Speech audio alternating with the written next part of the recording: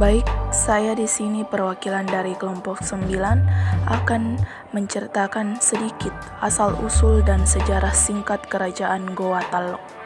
Kerajaan Goa Tallo merupakan kerajaan Islam yang sudah lama berdiri di Indonesia, tepatnya pada abad ke-14 Masehi, yaitu pada tahun 1320. Kerajaan ini berdiri di atas tanah Sulawesi Selatan. Sebelum menjadi kerajaan Islam, Goa Tallo merupakan perkumpulan dari 9 komunitas yang akhirnya membentuk suatu pemerintahan.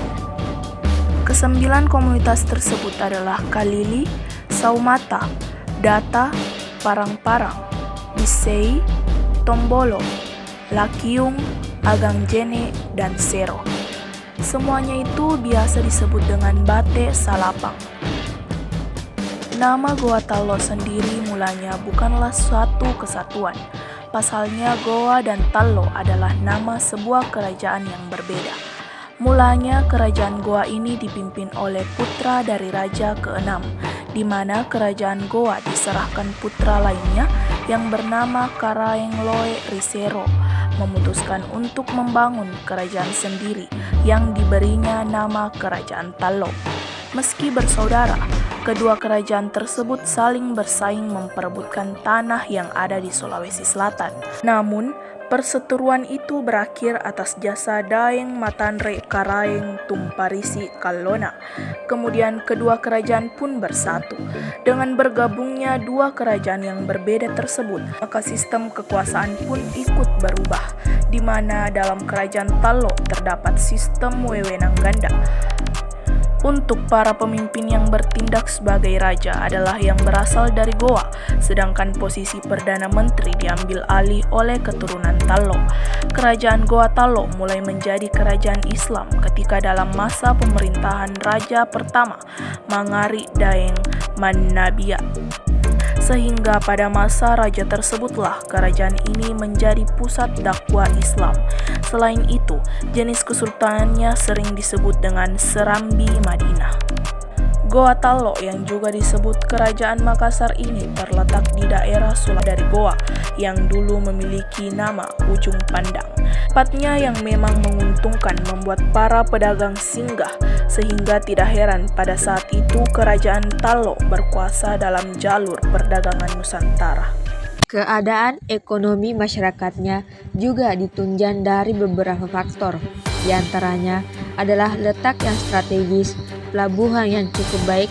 Selain itu, keadaan ekonomi tersebut juga dipicu oleh jatuhnya Malaka ke tangan Portugis di tahun 1511, sehingga pedagang di sana banyak yang berpindah tempat menuju Indonesia Timur. 3. Kehidupan sosial Kerajaan Goa Tallo. Sebagai masyarakatnya dan kerajaan maritim di Indonesia, masyarakat Goa Tallo mayoritas menyambung hidup dengan menjadi nelayan dan pedagang. Selain itu, untuk bisa terus menjalankan kehidupan, masyarakat Goa Tallo juga menjunjung norma adat yang berlaku. 4. Kehidupan budaya Kerajaan Goa Tallo. Karena merupakan kerajaan nelayan, maka jenis kebudayaan yang berkembang begitu baik adalah dalam komoditi pelayaran. Mereka juga membuat kapal sendiri. 5. Kehidupan agama Kerajaan Goa Tallo.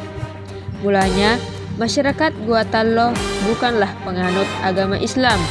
Namun, sejak masuknya dua raja yang berasal dari Tallo, maka masyarakatnya pun mengikuti jejak pemimpinnya. Sejak saat itulah kerajaan Goa Tallo menjadi pusat penyebaran Islam di Sulawesi Selatan. Kehidupan agamanya ini bisa dibuktikan dengan adanya peninggalan sejarah berupa Masjid Katangka yang memang khusus didirikan sejak tahun 1605, sehingga jadilah Goa Tallo sebagai kerajaan Islam. Silsilah Raja Kerajaan Goa Tallo.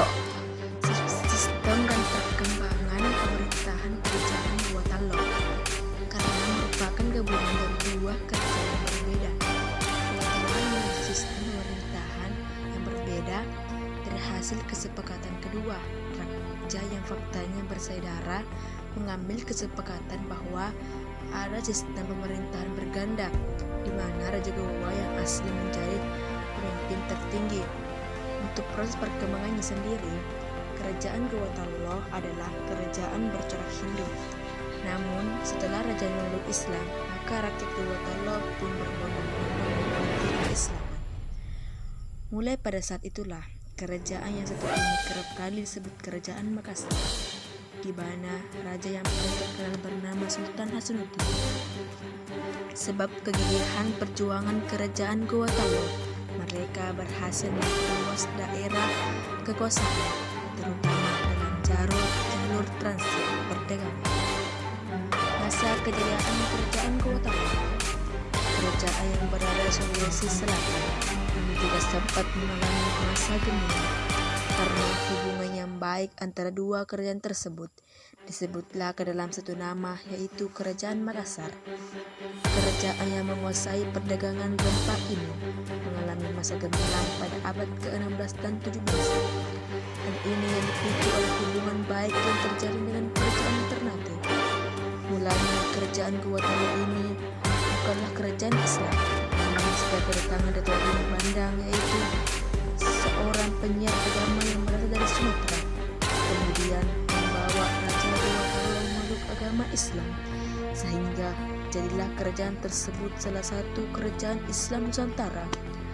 Raja pertama kerajaan ini yang masuk Islam adalah Sultan Alauddin. Pada masa pemerintahan beliaulah kerajaan ini tumbuh menjadi kerajaan maritim. Selain itu, para pelaut pun juga mengembangkan akomodasi mereka berupa perahu jenis penisi dan nangka. Kemudian pemerintahan dilanjutkan kembali oleh Sultan Hasanuddin. Beberapa di antara daerah yang berhasil dikuasai adalah Wako, Pau, Bone, dan Sopeng. Pada masa kepemimpinan beliaulah Gowa Tallo meraih masa kejayaannya. Hal ini juga membuat Belanda menjuluki Sultan Hasanuddin sebagai ayam jantan dari Cina. Penyebab runtuhnya kerajaan Gowa Tallo, selain berada dalam masa gemilang Gowa Tallo, juga mengalami masa kemudian, yaitu tepatnya pada saat pemerintahan Mapa Sombah sebagai penerus dari Sultan Hasanuddin. Mapa Sombah pun juga menentang hadirnya Belanda yang ingin menguasai jalur perdagangan. Meski begitu, Mapa Sombah pun dengan tidak gentar ingin meruntuhkan pos. Dengan keras, Mapa Sombah melawan pemerintahan Belanda yang menentukan suatu komunitas dagang. Oleh sebab itu, Belanda mulai mengerahkan pasukan secara besar-besaran.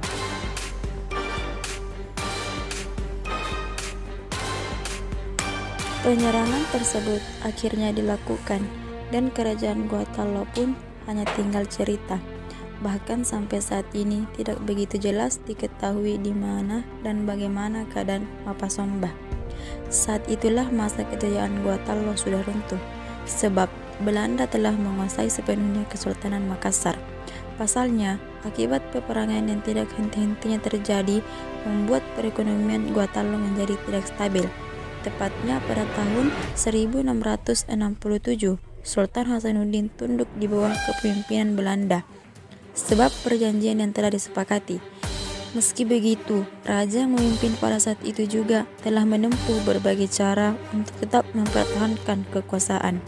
Sehingga meski kerajaan ini sudah berabad-abad lamanya, namun kiprahnya dan kepopulerannya tidak luntur.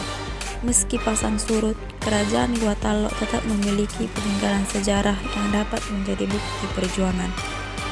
Peninggalan kerajaan Gowa Tallo yang pertama yaitu Fort Rotterdam, menjadi salah satu kerajaan maritim Nusantara.